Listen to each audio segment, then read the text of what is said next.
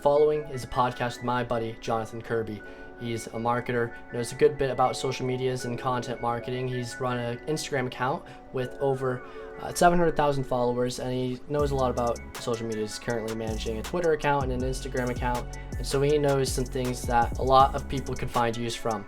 So if you want to check out his socials, they'll be in the description down below, but thank you for watching the video and enjoy. Alright, well, here we are. We're live. This is Casey Camacho Perez, and I've got Johnathan Kirby here with me. Johnathan, tell us a little bit about yourself. How old are you? What are you doing right now? And what are you up to nowadays? My name is Johnathan Kirby. I am 19 years old. I am a social media manager at the moment and hoping to work on some other social media projects in the nearby future. It's currently summer. I am a full-time college student as well. And yeah, that's about it. Okay. What social media are you working with the management? So I primarily focus on Twitter, and then I did a little bit of Instagram, but mainly Twitter, especially since I'm in the crypto field for that. But I wouldn't consider it a social media, but I spend the majority of my time with work on Discord and running Discord server. Okay. So what Discord server do you run? Like, what is the niche? What is it? So for my it's an NFT Discord server, and so the weird part is the majority of the audience and people are actually from other parts of the world, so that's something I've had to get accommodated to. Like the large majority are from Southern Asia, India area. Okay. And yeah, it's really interesting because you kind of gotta, know other time zones. Everyone revolves around like UTC time zone, Yeah. and you have to use different time zones, talk to like different people, different areas. It's really weird, but it's definitely a good experience. And it was nice integrating and working with, people from around the world for that stuff. Yeah, and you've also got people in different cultures, different customs. You've got to be cautious Yeah. of, possibly saying the wrong thing, which in most situations is not Yeah. even something you have to worry about. But there's always weird little things you learn about other cultures when you speak to them. It's always fun. I went to Argentina once for a while, this one summer for a month, and there was like this volunteer work, and there were people from all around the world that came. There were there's only one other American, and there were some people from France. There was some people from Britain, some people from Italy, mostly Europeans, and then plus a couple of Americans. There was a Canadian, and it's really interesting to meet people from all around the world. I've met some people from like many other places since then, because here in Washington State where we both are, there's a lot of people that come over from Asia as well. So it's interesting. Yeah. It's interesting to really see what other cultures are like. Actually, I've No, got Oh, sorry. I don't know. You go. I was about to say I've got another funny story about that of these two Indian people. When I was in car sales, they invited me into their house because I drove them home after we bought their car, and I just hung out with these Indian people for like an hour, hour and a half. They gave me some coffee. We had some Indian cookies. That's like, you have experiences that you wouldn't normally have with people from your native country, because people in the United States, they don't invite people into their home like they do. Indians they're a different breed. Yeah, no, most definitely. So in the Discord server, since most of the people are from India, it's really interesting. They all call you sir, no matter what, and they spell it S-E-R. It's really interesting. And so what a lot of people, since jobs in India are way less lucrative, Yeah. but when you focus on like this crypto and NFT stuff, they can make so much more money doing that than jobs. So what they'll do, they shill and they just boost other projects to get whitelist for it, and then they'll buy a project in like masses. They'll have like huge groups do this. They'll buy it and then they'll resell it for like a little bit more, and they do that for like every single project. And it's really interesting because like in a lot of third world countries, they make so much less from the jobs near them that what they'll do is they'll just turn to like crypto and NFTs to make money. And so like this YouTube channel, they're like, so the whole goal of this YouTube channel is to find good projects that'll make you money. And so one night, so like the Discord server wasn't super active, and then like I wake up and there's like thousands of new people that have joined, and everyone in chat is like, hello sir, how to, Yeah. and asking all these, and the language barrier was off. It was terrible, but it's interesting. They get mad though fast. Like, well, in this particular group, not Indian people as a whole, but sorry, that might have sounded bad, but they got mad really fast when. So it's like you get whitelisted for projects, so Yeah. you're guaranteed to you get a slot to buy one. That's how it works with whitelist, and by being active in the communities, you can get whitelist. And then they would like spam just the same messages, or they'd have bots do it. But after X amount of time, like a day or two, if they didn't get it, they'd be like furious and just start coming at you. It was really funny. I'm not gonna lie, but it's just like a really interesting situation. Yeah, yeah.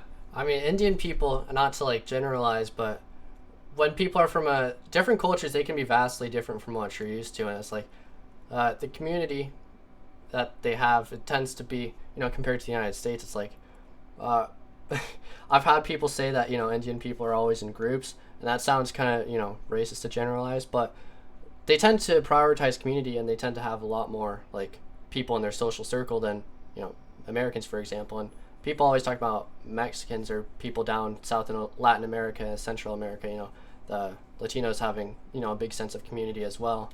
But Yeah. it's interesting how other cultures, they can react to things in a way that you wouldn't expect. Uh, Funny thing about car sales, you were mentioning about the whole crypto NFT things. It's a Yeah. strategy that a lot of businesses use. Actually, you'd think that in car sales, the car dealerships are making a huge amount of money all the time, and some of them definitely are. And it depends on what they're selling and how much profit is on the car. But with most of the cars that we're selling, I was working at a Nissan Mitsubishi dealership, Yeah. so this might be a bit different from those that are selling luxury cars. I'd Mhm. imagine the more expensive ones, there's more commission or more profit per sale. However, Oh yeah. with us, with Sure. the Nissan and the Mitsubishi, we were selling on pretty meager earnings, pretty tiny profits, because we buy a car and we would basically only be able to compete with people on price, and we can only price ourselves according to the market, because there's a bunch of other cars in the area, and if you are way more expensive than another dealership, your car's not going to get sold. And if you don't sell it fast enough, the car might depreciate, and you might lose money on the sale later on, because the car, say 3, 4, 5 months down the line, the car's not worth as much as what you bought it for. So even Mhm. like car dealerships, they have to price themselves very thin, and they might only make $500 or less on a car sale sometimes. They call those like minis, and that's where the salesman only gets like a tiny bit. Like at our car dealership, it was I think $150 for a Oh sale. wow. But That's like nothing. sometimes you could make as much as like 2, 3 grand, maybe even more from a sale if there was a lot of profit. We got like Yeah. 25% commission, and that was considered good. But with how much work it was almost like it didn't really feel like it was very good. Yeah, especially like for the amount you're saying you're selling them at, like, 25%. Yeah, that's a lot, but for how much work it is, because I know selling people cars is not, people are not willing to, oh, just buy a new car, and then you got to Yeah. haggle with them and do, mess with all that, and that's not ever fun. Yeah, sales, it's a tough job. Car sales, that is an incredibly tough job. I I did it for 6 months. I'm glad I did it. I learned a lot, but I would never go back. I would never go back at Really? all. Yeah, I would do something else in sales, like with the whole medical devices that I've been doing. But Mm-hmm. car sales, it's just, well, the car dealership I was at, I was doing the most unrewarding work. But I was doing it because I was good at it. I was basically making calls and texts and emails and doing that online. And as a marketer, Yeah. as you know, when you have a lot of experience with Yeah. marketing, you are able to really get the attention of people much easier through call, text, and email, because you can kind of use what you've learned from social media posts and retaining attention and whatever type of content you make, writing and all that. You can kind of Yeah, no, use definitely. that in sales and car sales, and so they had me on the least rewarding work, and so other people were making more, but I was not having fun at all. Yeah, that doesn't sound fun at all. But That sucks. I have a question for you. Enough talking about Yeah. myself.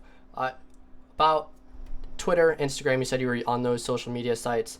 Uh, Hmm. is there like one that you prefer more, Twitter over Instagram? I hate Twitter. I would just never.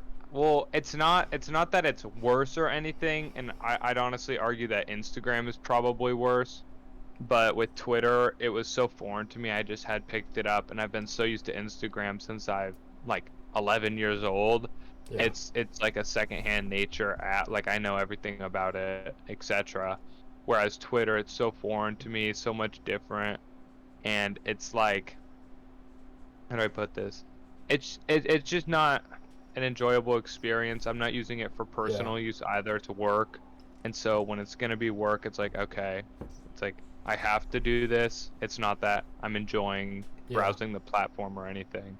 Yeah, with Twitter, I feel like it is easier to get followers because you can search and Mhm. find a past post. You can find the top post based on a search term, comment on those, interact with people. You've got all these things to interact with on your feed that are just right in front of you. As opposed to Yeah. Instagram, it might take a bit longer to go through images and videos. You can read Mhm. much faster than you can observe what like a post is, an image or video. Although Yeah. with Instagram, it's definitely like uh, I feel like you don't have to put in as much effort. If you want to get a lot of followers on Twitter, you have to really tweet a lot and a lot, and you have to do that every single day.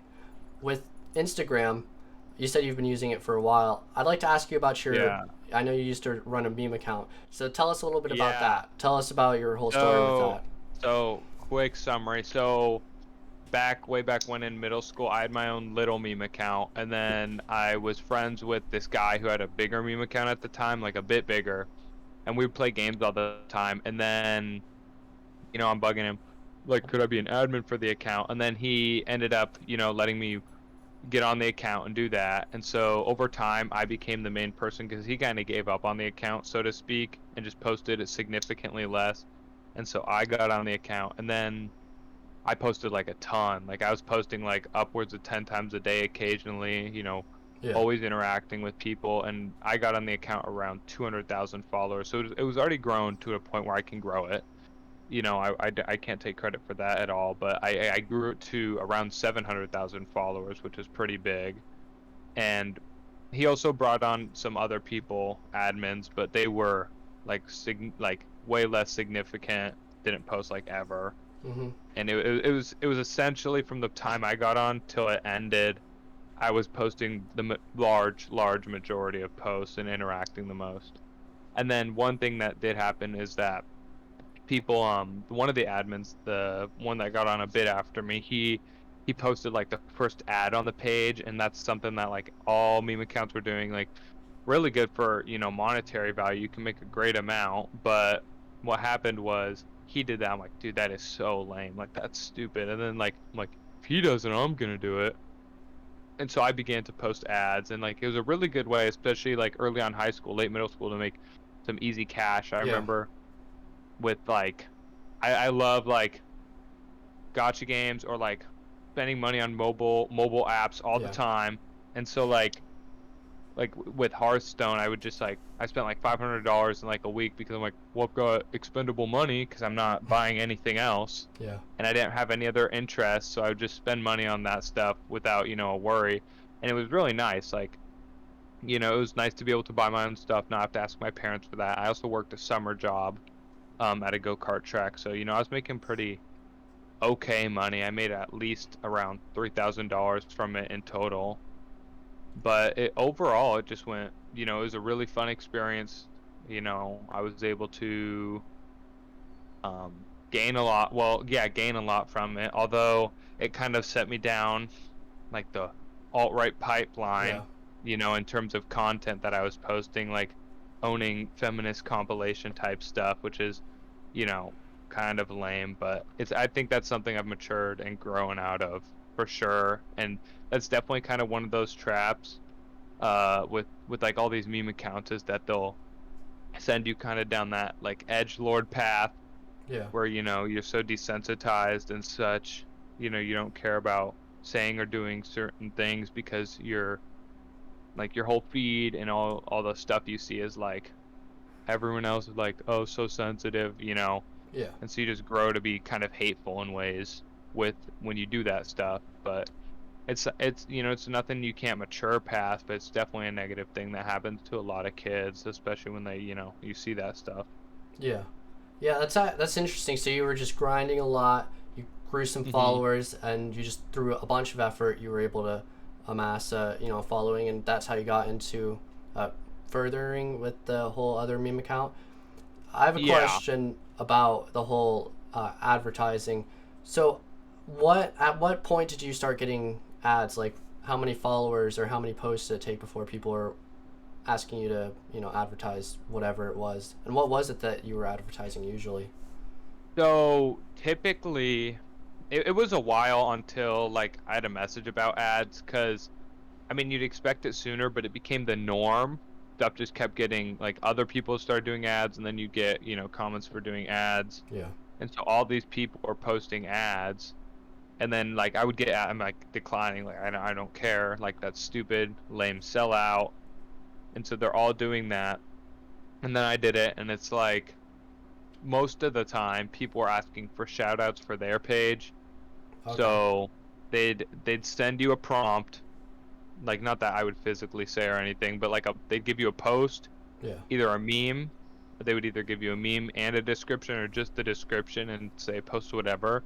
And so you Okay. just post this, and they'd be like 5 posts, $30 over the course of X amount of days or in one day. And that's what Okay. they do. And then Got what it. a lot of time, I never did this, and I wish I would have, but I was so young and didn't like think about it. What a lot of pages did is they'd be like, follow my backup in case my main gets deleted, and then they do this and they'd grow a account with like 100,000 followers in a few weeks, right? Yeah. And then they'd sell those accounts for like thousands of dollars. It was like a great way to make money. Okay. Dang. Hmm. Yeah, That's it's definitely, yeah, it yeah. was So smart. people will pay a lot of people will pay a lot of money for followers, especially if they're real. They're Yeah, not bots. That's interesting. exactly. It's almost Yeah, so that was a little bit manipulative, a little bit sneaky, but Yeah, it's definitely pretty sneaky. It's something I wish I took advantage of for sure, though.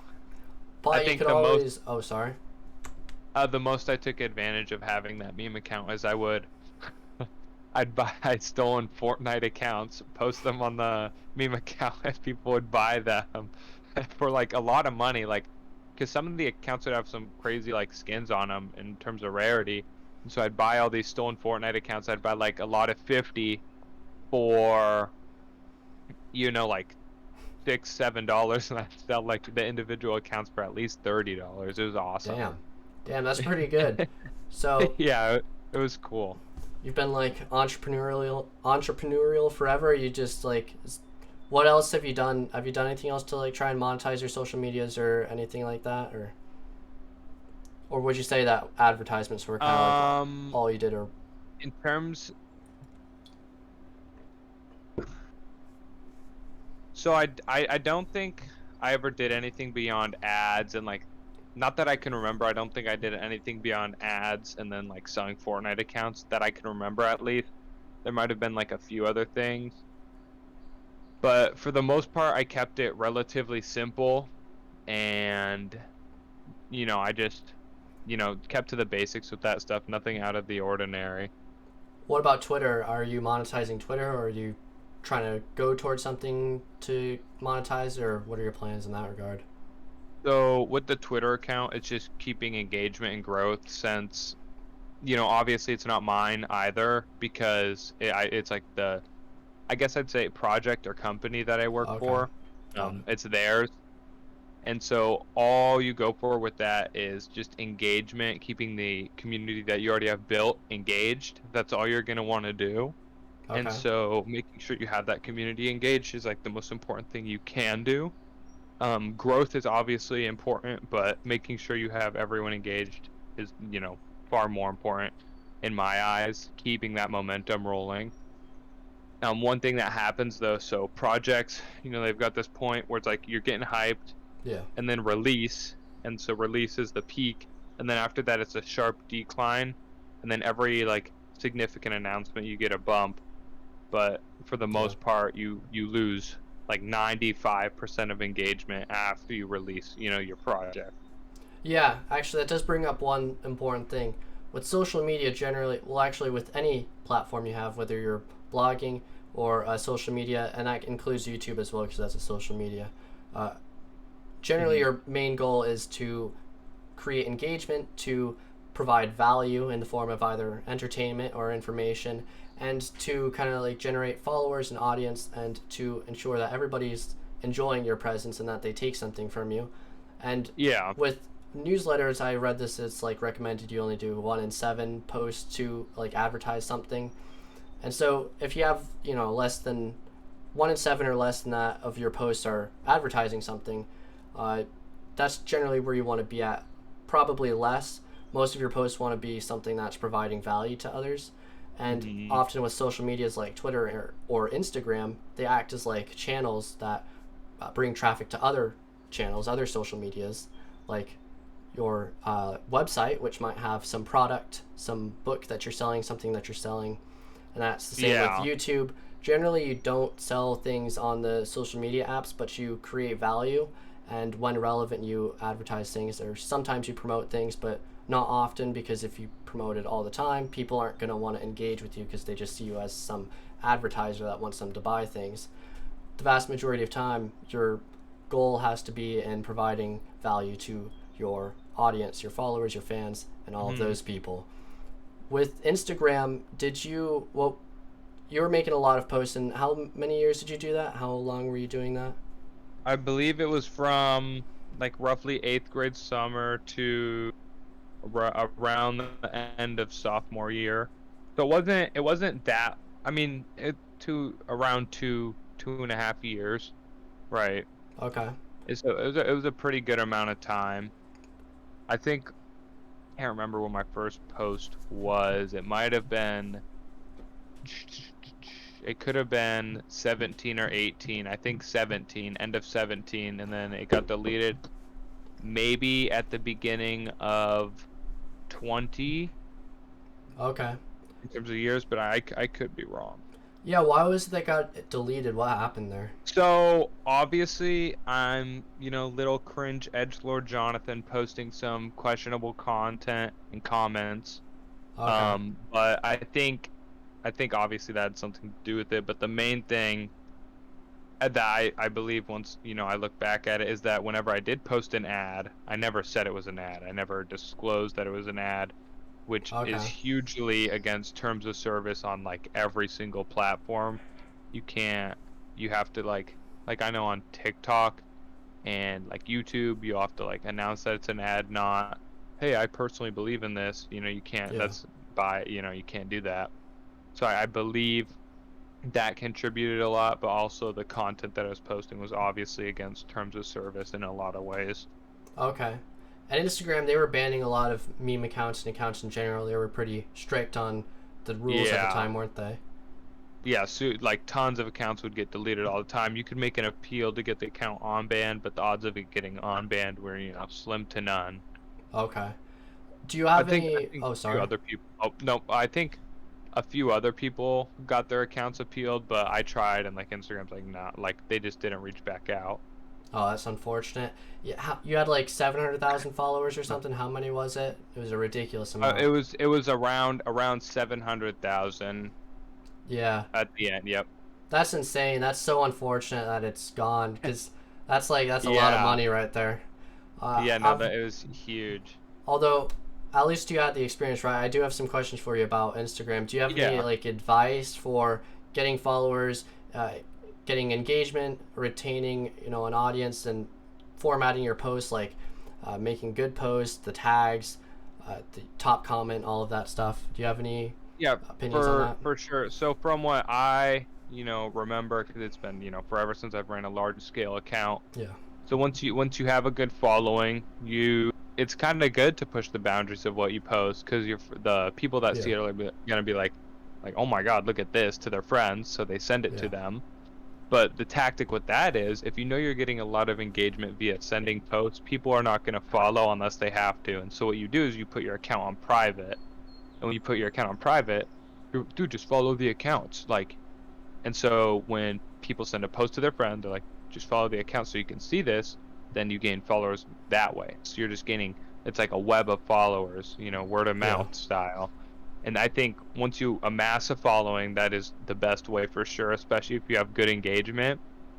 And what you'll do is you'll get an app like on your computer that auto accepts follow requests. I remember one time I accepted like on a weekend because I put the account on private. I accepted like 3,000 by hand. I'm like, dude, Wow. this is horrible.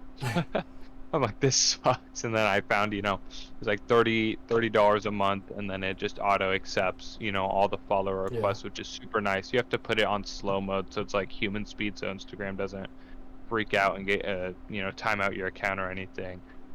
But what I'm not sure in terms of like what else you can do. I mean, staying consistent, using hashtags under posts, especially early on, is going to help you get on a lot of people's explore pages. Like if they follow the hashtag meme, I know that's something you used to not be able to do, is follow hashtags. But I know you can do that now. So like if you're posting, a TikTok, or I mean not a TikTok, my bad, an Instagram post, and then you put a hashtag under it, and you know there's probably millions of people following that hashtag, that it's going to get on all of their feeds. So that, I think that's the best way for early engagement. You could probably sell a little, like sell out a little, buy some posts from a big account if you want to go that way. It could work, it could not work, Yeah. you never know with that type of stuff. But I say overall, staying consistent, like posting a lot, and then just taking advantage of your engagement, especially when it's peaking. Understanding the best times to post versus the worst times to post. Yeah. Kind of pushing the envelope a little with content so that people will send it to their friends. Making sure it's not a repost of something that everyone else has posted today. Keeping up on like the latest news stuff, like trendiest stuff, etc. Okay. Yeah, I've got some important things I'd like to add just in general marketing advice, and I've got another question, a couple more questions for you on the Instagram.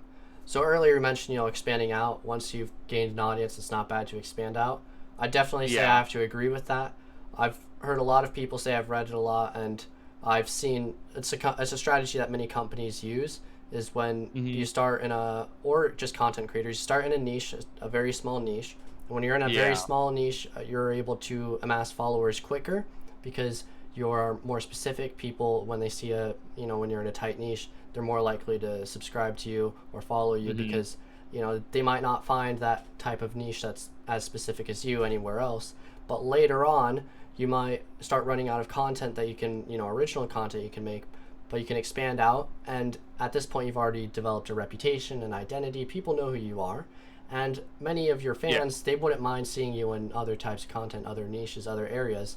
And that's not saying to totally expand everywhere, but, Hmm. expanding in one other area. For example, you'll see people like, uh, for example, with my channel, I'm making these videos on politics, and I've got this podcast right here, which isn't necessarily talking about politics, but it's kind of like expanding out to one other area. I don't have a huge Hmm. following on this channel yet, but it's not bad to be in two areas. And you see people like Lex Friedman, if you know who that guy is, he has a podcast and a YouTube channel. He does a lot of podcasts, but he also makes videos sometimes about topics about what he's doing. So a lot of channels, a lot of content creators, a lot of companies, they'll branch out to two areas. Sometimes early on, like I'm doing, if it's something like a podcast, it's not bad to branch out, to have two topics on politics and then do some podcasts. But if you're doing something Yeah. that's totally different, like if you're making something that's totally opposite of what you're making, or just totally like out of something that wouldn't be of any interest to the audience that you're trying to attract, your target Hmm. audience, and it might not be a bad idea. But a lot of companies, a lot of organizations and content creators, they'll branch out to other niches once they expand. Or with like Amazon, how they're expanding to, they have like that whole Amazon stores and all that. They're expanding in that Yeah. area, and once you've really have your like once you are at the top of your niche, your area, or industry, or whatever, then you can feel safe to expand to other areas. Hmm. And also regarding you mentioned the whole schedule thing, it's very important to have data, by the way. If you're running a Yeah. social media or any platform, you've got to know when the best time to post is because that makes a very huge difference. The first Hmm. like what hour, first 30 minutes, first 15 minutes, like when you first post, that's the most important time for the algorithm to know if your post is worth promoting elsewhere. If you don't have any traction at the beginning, it's going to be much harder to get it later on. So if you're able to acquire data somehow, which you can either track manually, there's probably tools for it for Instagram, and there's always tools for everything. So I'm sure you can find a tool for that. But if you have some data that you can work with, you should make all of your decisions based on data, because if you don't have data, you're not going to be able to know whether a decision is good or not. Although, back to you, Kirby, I have a question about the Instagram. With profile, Yeah. do you have any recommendations regarding profile optimization? I know one thing I'd like to say that is important is if you have multiple other social medias, I would say definitely putting a link tree description in your bio is something that you should definitely have. You should have other social medias. Most social medias, they go well together. If you only have one social media, it might be difficult to do certain things, certain options and things that you want to do for like monetization might be out of reach because you don't have a certain platform where you can post certain things. Generally, when you're trying to monetize, a content marketing plan, which is just content creation, just with the marketing behind replacing creation, what you generally want to have a bunch of social medias and a bunch of platforms. But so that's why you want to have the link tree so people can see other areas. And if you have more than say one or two platforms, you're going to have a lot of links in that one area. But yeah, do you have any recommendations regarding profile optimization and making sure that your profile is at its best for Instagram?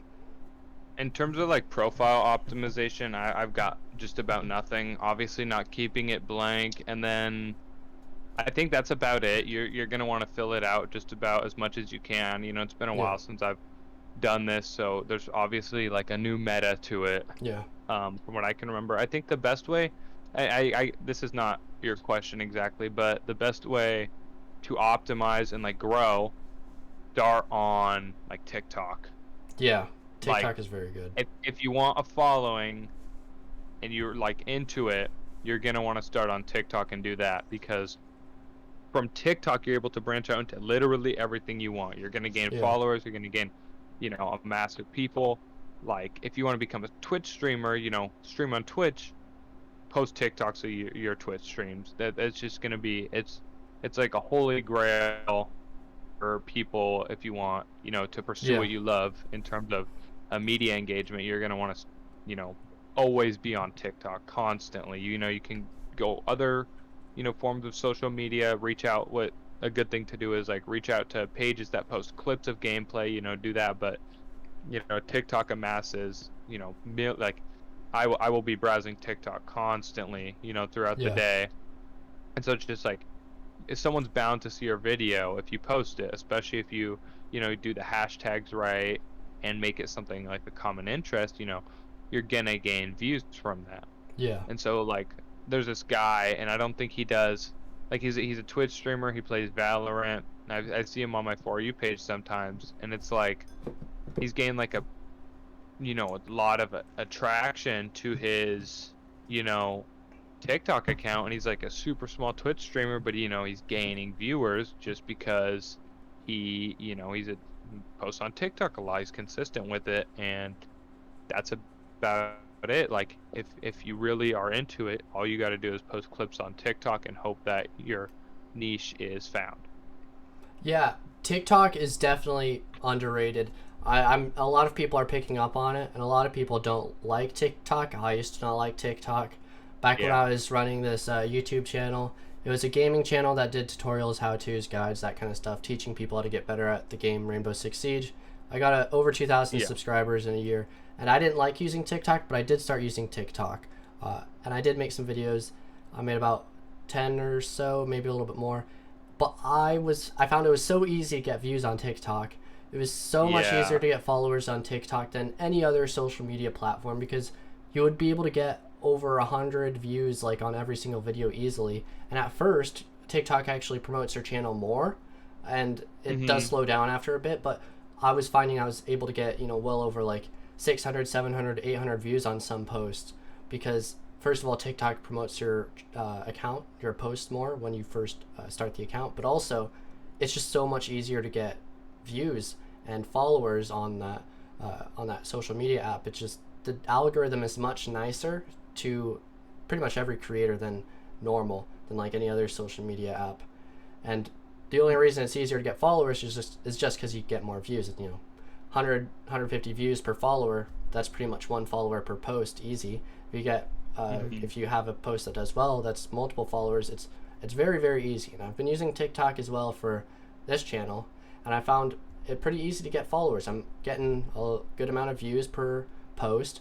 It it slows down after a bit, but you keep posting, it picks up, and you keep doing better, you get more followers, and that's more people that are gonna see your post when it comes out. And so you just keep working, and it does really well. TikTok is definitely the easiest place to start out, and you can make content really easy because the posts that do well tend to be the shorter ones as well. You make a post below 15 seconds, that's really easy and quick to make, and you can make a lot of those. You see the top TikTok accounts making 3-4 posts a day of just these 15-second clips, and they're getting thousands and thousands of followers and thousands of views, and that's ridiculous. And it is a good amount of work. All social media, you have to really grind it and make posts all the time. None of it is easy, but TikTok is definitely the most rewarding starting out. And if you want to kind of gain a following, you should probably start out with TikTok. If you can do well on TikTok, you can get people to start looking at other social medias, your YouTube or whatever, and you should still be interacting on these social media apps, because if you want people to follow you on other social medias, they need to see that you're actually active, that you've got content and a presence, and people will find you through those social medias as well, just not at the same rate as TikTok. And I have a question, Jonathan. Regarding marketing, I know you have an interest in marketing. What would you say like your whole marketing experience is like? What have you done? What do you do? What do you know in terms of marketing? I mean, in terms of marketing, like, I think like from a younger age, like it's something I've been fond of. It's something I like. I'm not like, insanely good at it or anything, but I think if I try and put my mind to it and like actually put genuine effort towards what I'm doing, I can do well. Like I've made, a handful of TikToks, and like I've gotten a lot, like over like 20,000 views, and it's like, it's not hard. TikTok, in my opinion, is incredibly easy. I think it's something like you see a trend, you copy it in your own way, done. Like you can have a semi-viral post depending on what your definition of viral is, but it's most definitely an easy thing to do, given you go for it, and like even remotely how it works. I think anyone can do it. It can be hard when you're trying to like for instance, I would I haven't done this in a while, but I would like resell clothes, and I try to make so I go thrifting a lot. I try to make like a thrift video, and like I had seen like other pages have success within, mine totally failed, and like for reasons I can't explain obviously, but it's just like you're not always gonna do well. But I think if I were consistent, eventually I would have gotten a good post that gained traction. It's just you cannot give up, and you have to keep posting. Yes, that's very true. There's a lot of luck involved with social media all of that, but there's a phrase I've heard a while ago. It's the harder you work, the luckier you get, and that's most certainly true, because it's like the luck, it compounds over time, because you've got all these, when you're making a bunch of videos or a bunch of posts, you're usually getting very tiny amounts of views, little likes, every once in a while you get a follower, but it all compounds and it all snowballs eventually. It always snowballs.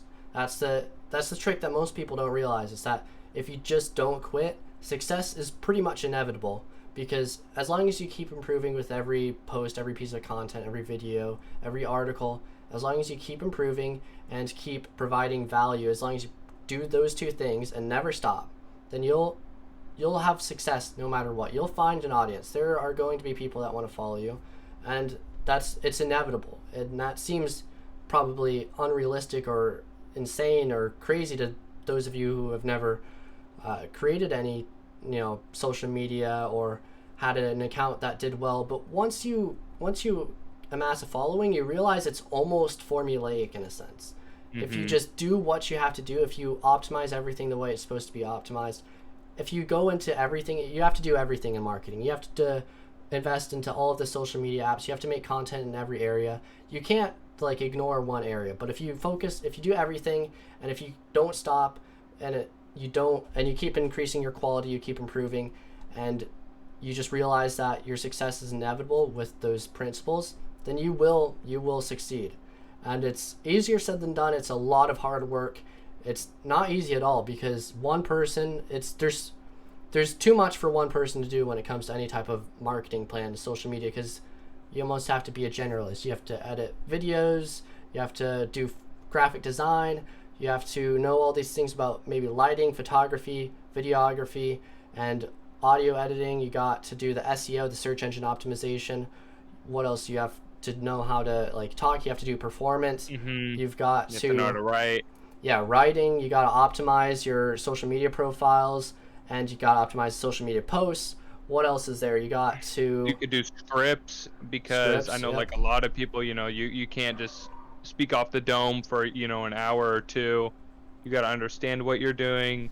You got to be like super jack of all trades if you do want to Yeah, do social media well, especially for something you enjoy personally. and then even subtitles if you're making YouTube videos. Yeah. Subtitles, they improve your SEO on your YouTube videos because it gives extra information to YouTube. Mhm. And then even extra, you gotta translate those subtitles if you want to go all the way, because not only Yeah. are you gonna have people watching your videos in your language, you've got people in other countries and other languages who might not know English well and might need those subtitles to perfectly understand what's going on. And generally, you're gonna have to outsource for that. But that's kind of a lot of what marketing requires. You can't do everything by yourself, so you have to outsource a lot of areas. Translation and subtitles being one of them that it takes so much time, so it's pretty good to have other people do it and just pay them. But Yeah. let's go into a little bit more on the social media side. I have a question for you, Jonathan. If Yep. someone wanted to, let's say someone wants to go into content creation, this is something we both know a good bit about in different areas. Me mostly with YouTube, and I would say probably Twitter is where I'm best at in terms of the social media. And also I've been doing some blog writing for quite a while, since like October, so I Yeah. know a bit about the whole website and that. And you've got the Instagram, you're doing Twitter, and you've got everything else that you've done. What would you say if you were to make a content creation, like some strategy, you're going to do content marketing, what platforms would you say that you were to focus on first?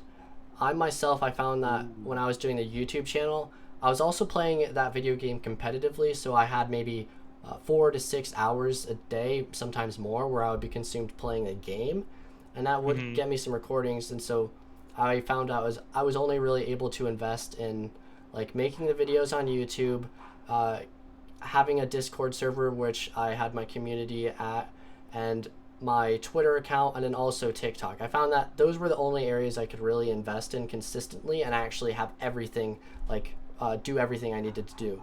Because you can't skip on any area. If you don't optimize your SEO, you're not going to get views by search. So, yeah, what would you say if someone were to be by themselves? What would they want to, like, what platforms would they want to go on, to prioritize? Obviously, So I it's can different definitely by rank. situation. Yeah. Sorry, but No worries. Also, we've got to wrap this up soon. It's my brother's birthday. The okay, dinner got moved closer in time, unfortunately, okay, but I no still have worries. some time.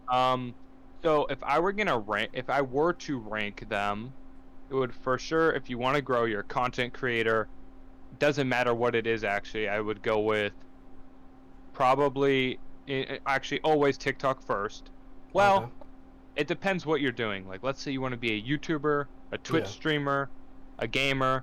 It's gonna depend. So you're probably gonna want to start on those platforms where you want to amass a following. But if you want to amass that following, you're gonna want to start on TikTok, yeah, Twitter, Instagram, and then obviously like it depends. Like if you're on Twitch, so like let's say you're a gamer or a content creator yeah, on Twitch, it would be TikTok and then YouTube alternatively. The socials don't matter as much as getting your content out there yeah, to everyone else. It obviously matters what your content is. Like, for it depends on like the streamer. Like if you're like a weightlifter, you might want to focus more on socials. versus if you're playing games all day, you're going to want to focus more on TikTok, YouTube type of content Yeah. creation. If you're a business, you're going to want to start with socials, and you can do TikTok to amass a following. I think TikTok's kind of the jack of all trades. You can get away with anything on there, and you can always gain a following from it. But you're definitely going to want to start on the platform you want to grow the most, switch and get that content to TikTok right away, and then from there, wherever you see fit, I suppose. Okay. Yeah, and I have one thing to add, just real quick. What time do we need to wrap this up by? Like, I'd say we can give it 10 more minutes, and then okay, so before 5:20. All right.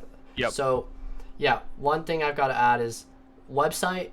No matter where you are, a website I believe is very important if you want to monetize Oh yeah. your efforts. And you should always start with the end in mind, with your end goal. And you should always plan your social media, your content marketing, your content creation plan, all of that based on how you want to monetize your content creation. Because you might set something up in a way that makes it more difficult or impossible to monetize your content in a certain way. And so when you have that figured out initially, you can really set everything up so that it is aligned with what is going to make you money and allow this to be sustainable.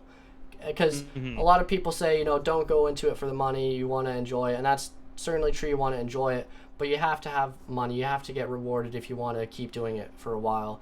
If you don't want to burn out, you've got to have some reward there. Because when you're just making content, the views, the likes, the engagement, it does make you feel good. And, the followers and all that.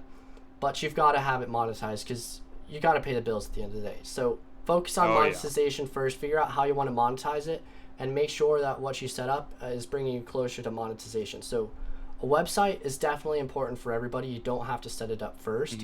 You don't have to set up a blog on your website. You might want to consider it. I like blogging. I like writing. So it's good for me. And if generally, if you're doing any type of informational content, a blog is pretty helpful because you can write down information and have a level of depth that is difficult to have when you're just speaking on the spot. But if you're not doing informational content, if you don't want to blog, you can always have any types of products or services that you're selling on your website, or you can have your website as like an area where your content is compiled. Like people can see your social medias, they can see where there's a category for where your Instagram posts, there's a category for your TikTok, for your tweets. Like they're able to see all of your content compiled in one area. That's one thing I'm trying to implement on my website is an area where my videos are posted automatically and it has the information and it's all ordered and people can search and see my videos through my website without having to go directly to my YouTube channel, but it'll bring them to the channel. But the website, it kind of acts as it's a way to incorporate things that wouldn't be possible on any social media because you have a lot of flexibility with what you can do. Yeah.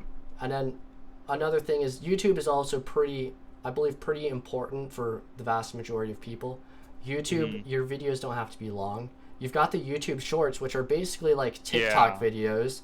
They can get you a lot of views, and they can actually get you way more views than TikTok. On my YouTube channel, when I was around, let's say, 1,500, maybe a little bit more subscribers, I was able to get tens of thousands, over 40,000 views on a YouTube Short. Pretty easy. And that would be in a few days, in a week. And that, I wish I had utilized the YouTube Shorts more.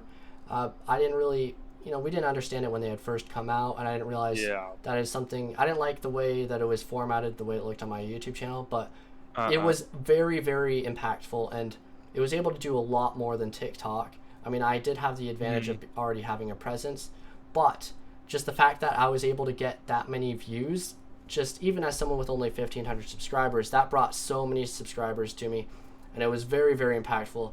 I highly recommend that you do the YouTube Shorts because it's very, and the YouTube videos, because you can get a lot of your audience. No audience is as loyal as a YouTube audience, in my opinion. Yeah. Maybe the blog audience or the website audience can be as loyal or more loyal. But when you're making videos, when people see you, they hear you, and they interact with you with like your face and all of that, it's just much more engaging. And when people are doing this, watching videos that are over 20 minutes long or even just 10 minutes or an hour, it doesn't matter. it creates like a sense of familiarity, and people tend to like become much more attached to you than they would on any other social media site. Because say your Instagram posts, they might not always be you, but if you're in every single YouTube video, people it develops a bond with your audience, unlike any other social media app that I've found. So I would recommend highly considering the YouTube and website as a thing to invest in. You can always put your TikTok videos on your YouTube. You can always put any other videos, like if you're doing Twitch streams. Twitch streamers, a lot of them, they grow by using YouTube hand in hand, because it's very difficult to get found on Twitch. But when you put your streams on YouTube, or when you even live stream on YouTube, you can get followers on YouTube much easier. And a lot of those people that use Twitch, some of them won't. That's also important to realize. A lot of people just don't use Twitch to watch people, myself included. But every once in a while, or not anymore, but I used to, I would watch some gaming content creators through YouTube mostly. Yeah. You can live stream through both Twitch and YouTube, have the live streams on both Twitch and YouTube, so people can see that. They'll most likely find you through YouTube, and then they can go to your Twitch channel, and that's how you'll start growing. And once you have an audience on Twitch, once you have some followers on there, it'll be more easier to get found, because you'll be higher in the rankings with the audience count in the whole Twitch chat. But let's see, it's 5:16. I guess I'll wrap this up now. Is there anything else you want to say, Jonathan, on this topic before we let you go? I think, maybe we could do another podcast, do some more talking, but one quick thing, collaboration is going to be one of your best bets when you are a content creator and or running a business, making sure you're collabing with other people in the market or field. One of the best ways to grow is by working with other people and communities. Okay. Yeah, no, I agree. The collaboration's very helpful as well. I did a couple of them on my YouTube channel. I'm trying to get some more going on this one as well.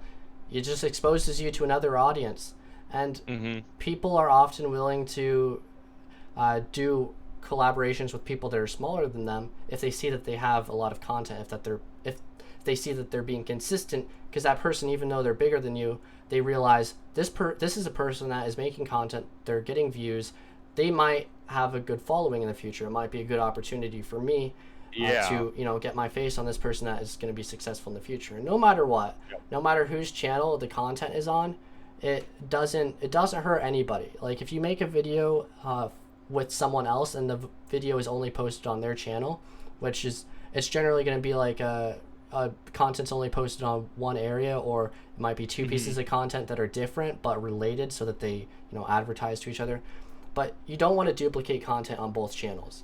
And so if you are on one person's channel and no content goes on your channel, a collaboration, it doesn't hurt you. It's not bad for you, because overall the goal of content marketing, of any social media where you make content, you are looking to establish a presence online. You're just expanding your digital footprint and ensuring that there are as many areas as possible where people can find your channel, your social media.